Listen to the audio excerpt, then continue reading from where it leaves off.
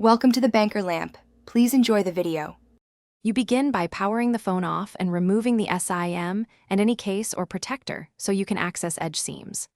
Once done, lay the phone on a non-flammable surface and position a microfiber cloth under it. Light the lighter briefly and use 5 10-second heat pulses aimed at the screen edge to warm adhesive.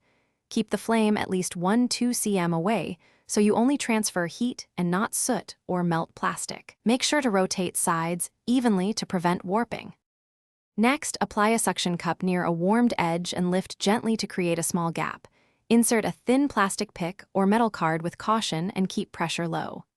As you slide the pick, use short reheating pulses where adhesive resists so the bond softens. This prevents cracking or chipping. Work methodically around the perimeter, advancing only millimeters at a time. If you meet stiff resistance, pause, reheat briefly, and move on. Even pressure prevents concentrated stresses that crack glass.